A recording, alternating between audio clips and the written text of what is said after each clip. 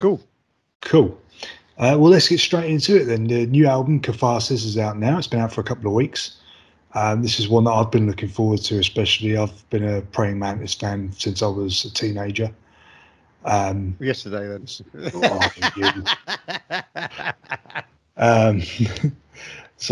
And it's a really, really solid album, you know, and I think one of the things that people are really picking on the most is JC's vocals. He's been in the band for quite a while now, obviously. Yeah. I think he's sounding particularly good on this album. And this lineup has been together for a few years now, I think since Legacy. That's right. So would you say this has been the strongest Praying Mantis lineup?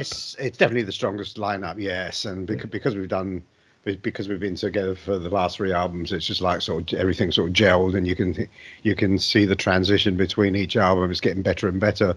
Whereas normally, you know, it's hard to better your previous album.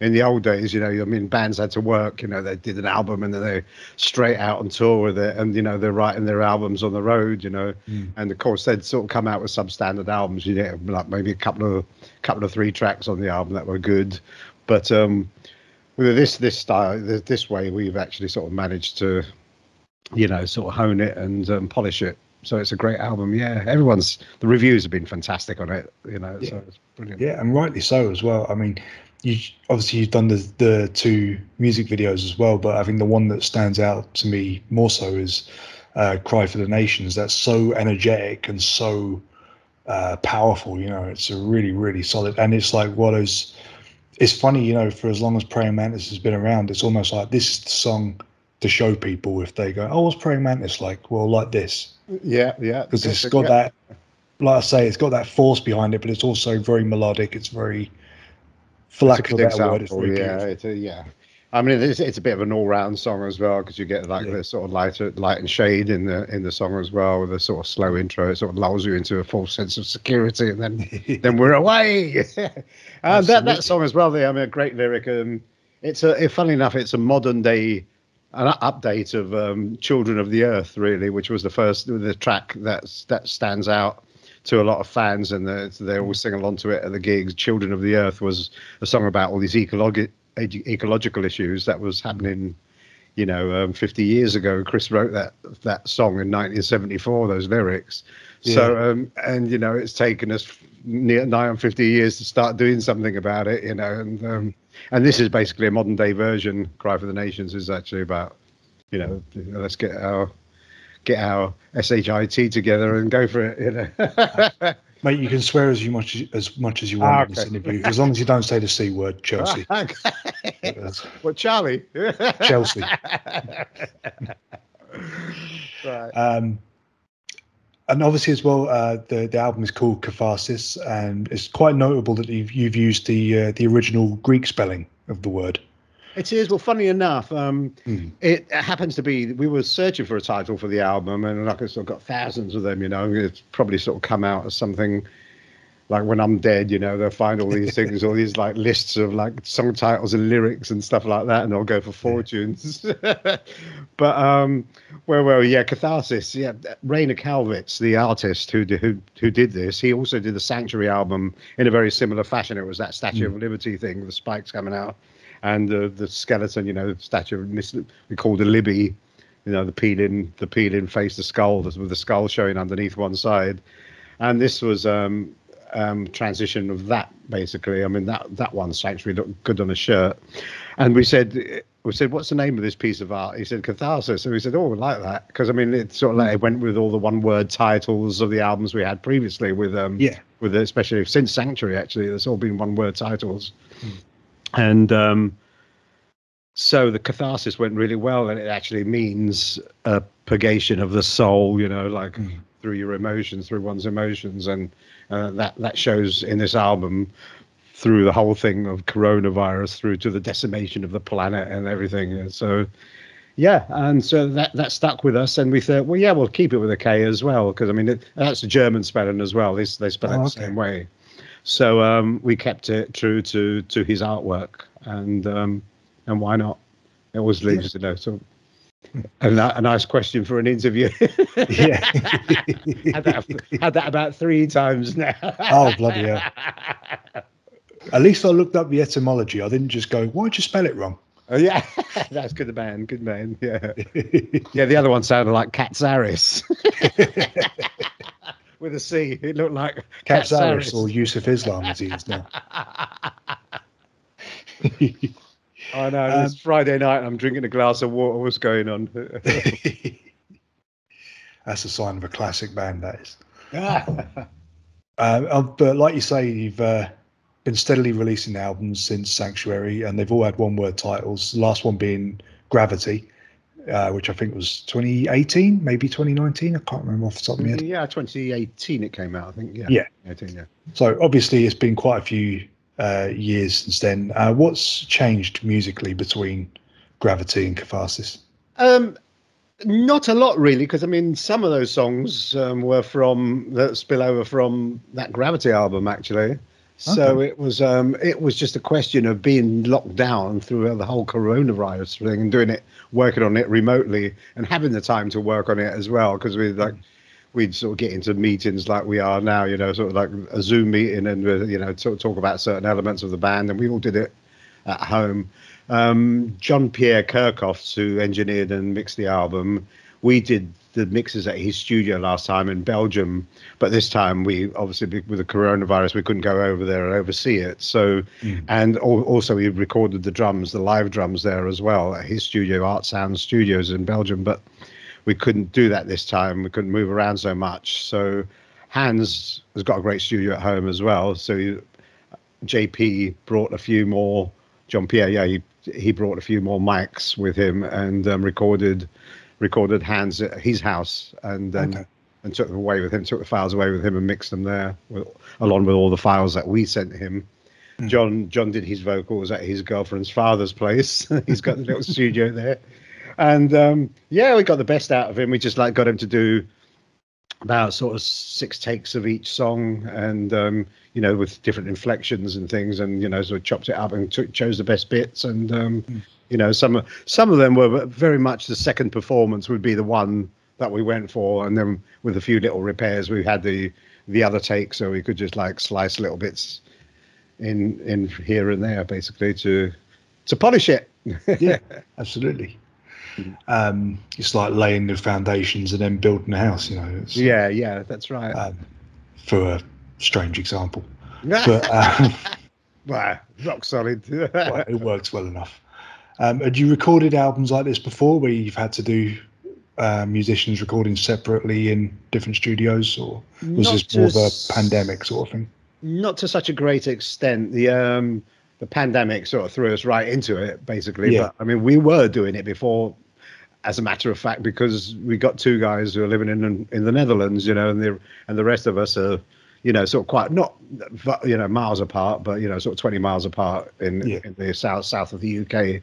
So we'd get together now and again, but with the pandemic, this time we couldn't. But a lot of the time we'd just go through the stuff, and Andy would come round mine, or I'd go round there, and we did work on some guitar parts. But this time we just did them all at home, and then I reamped some of the stuff here that Andy did at home and with plugins on the computer. So I've got an amp here, and I've got a soundproof room, so reamp some of the stuff here, and it's we got some really good sounds going, and we did all the backing vocals at home as well, and I'd send my backing vocals over to Chris, then he'd layer his up, or vice versa, and then Andy'd put his bits on it, and then JC did some BVs as well, but not so many. We just stuck the BVs between Chris, Andy, and myself.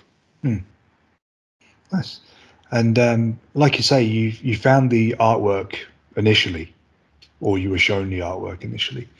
And was this something that you thought, well, we've got to use this because it matches the atmosphere of the album and it reflects the songs very well? Or was it just a case of, we've worked with him, we like him, we'll have this? A bit of both, really. A bit of both, because Rodney was very busy. Rodney being Rodney Matthews, who was the artist who did the Time Tells No Lies album and the Legacy and Gravity, Predator and Disguise albums. He was working on another project. He'd got really big sales on this sort of cartoon character. I can't remember what his name is. Sorry, Rodney. And And so he would like put his hands together and like said, thank you, Tino. Like I'm so busy at the moment, you know, I don't feel aggrieved that you've used someone else to do the album. Because you know, I approached him first of all and said, we're thinking about using Rainer. Do you have any, you know, any qualms about this? And he said, not at all. You know, I'm so busy that it's a blessing. So yeah, we saw his artwork. Andy picked this one out. Saw Katharsis, and he said, "Oh, this looks good, really good." And he's got those 5 little figures at the bottom as well. Those crispy figures look like they're burning. And that's us. That's the band.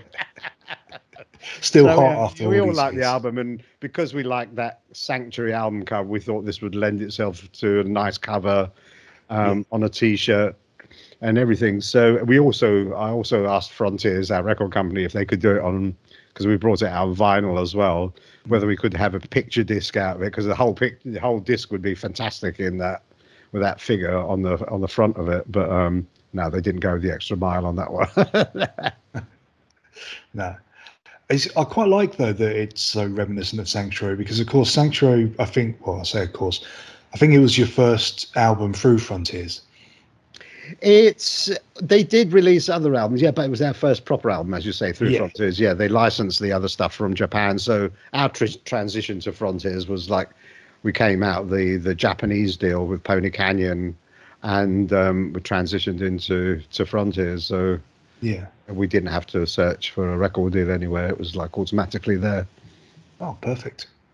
No, yep. But I like that, because that's kind of like the start of your journey with Frontiers, and you've been with them like up till now, and hopefully going forward, assuming that they're still doing right by you, which I'm sure. Yeah. No, we're working well together at the moment. Yeah, so all good. Yeah.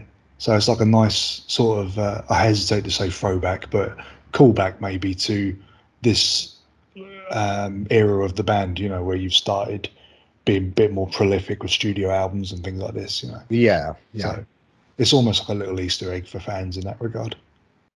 No, it's great, and we're working a lot more now as well. We're doing more shows. I mean, obviously not throughout the period where coronavirus was around, but you know, we had a few shows, and I mean, like a lot of them have actually been bumped onto this year from the previous 2 years. So yeah, like just can't wait to play live again properly, you know. And good.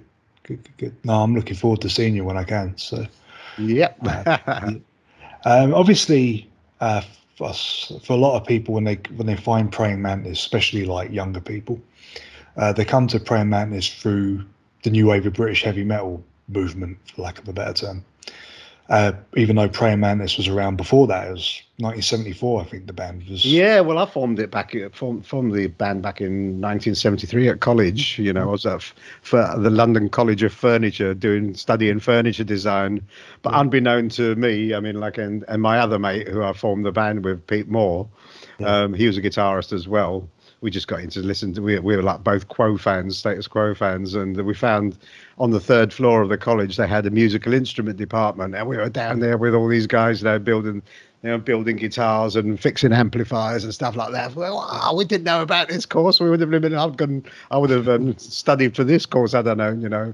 But my careers advisor, because I was good at carpentry, I was good with my hands and all that, and I was all the craft subjects at school I was really good at. So they advised that I go to this college, and it was great. I mean, they formed the band there and got the whole thing together. Chris came in 1970, late 1973, early 74, and he at the time he was playing classical guitar. You know, it was like a little Spanish guitar thing, and the family were coming around at Christmas and Easter, and you know, Mum would get Chris to play this little concerto to them. So I got well bloody jealous.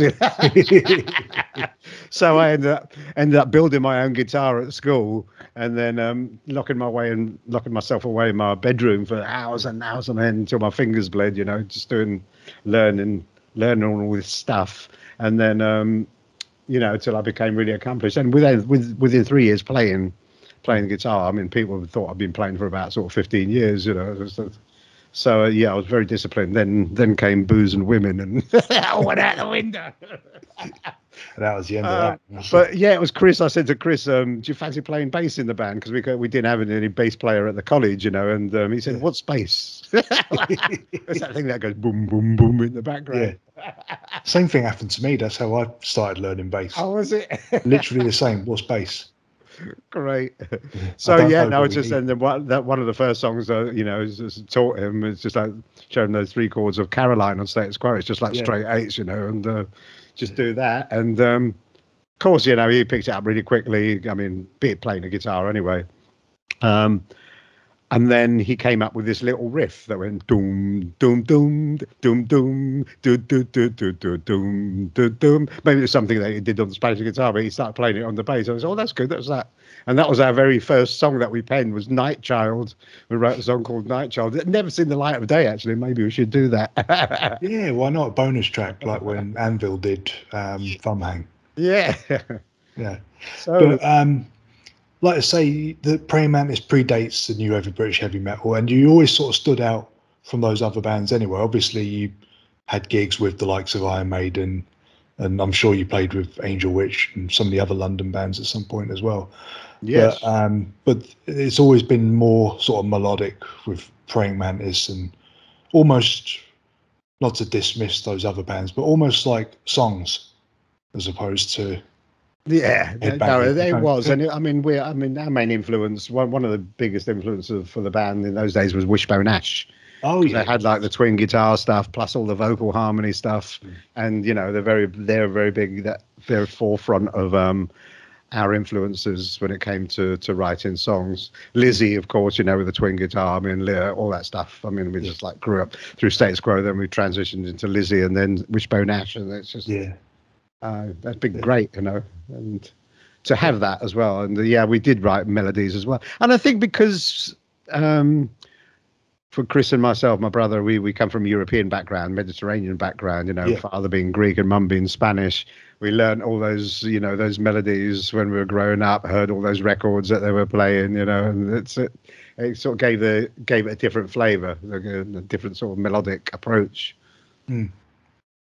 Absolutely, it's. I think you can really tell when a band draws outside influences when it comes to rock and metal, because it does really translate very well. It's quite a fortunate genre in a way that it can do so much with so many other different styles of music, But my main sort of question about this was how did it feel, or does it feel, to kind of be lumped in with this movement when you're always sort of quite different from other bands? It was great. Well, it was the vehicle that launched the band, really, because from when we were just doing our own thing, it wasn't going anywhere. But we happened to record these 3 songs on a demo, on an 8-track demo studio down in southeast London. And at the time when the sort of new wave of British heavy metal thing started materializing, there's that magazine Sounds.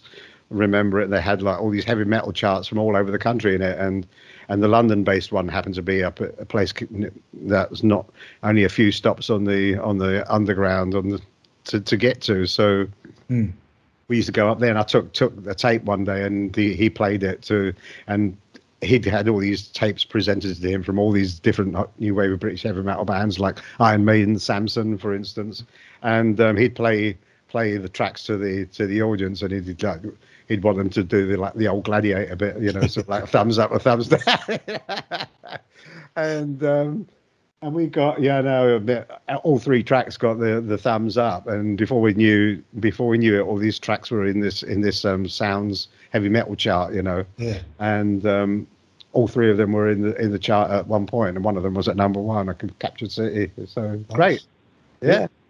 It makes sense, because that's a fucking quality song. But Captured City, yeah, Fractured City, we also through. And just to wrap things up, then, like you say, you've got gigs lined up now that were previously postponed from last year, and I think the year before as well. Where are these gigs taking you? Are these mostly in the UK? Are you going out to Europe or Japan or anywhere like that? We're trying to get back to Japan, but they're still going through hard times, and getting out there. They're still not back you know, they still haven't got their feet back on the ground with this whole coronavirus thing, so it's difficult to get out there at the moment.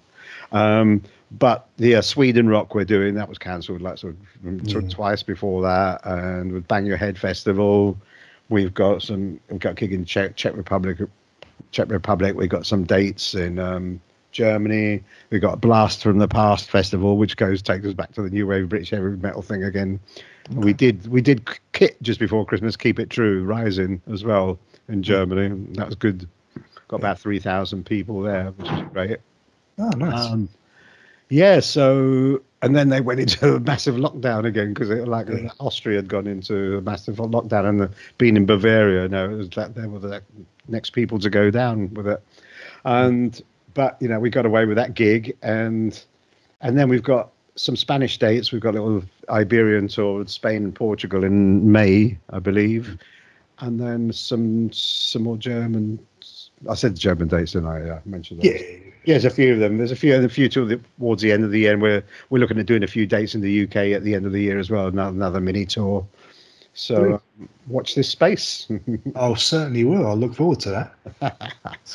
And I hope you have a great time down in the Iberian Peninsula as well, because I've been to a few gigs over there and they love it. They wouldn't think the Spanish for as much for rock and metal, but they love it, man. Oh, they love it, man. Yeah. And I speak to them as well in Spanish as well.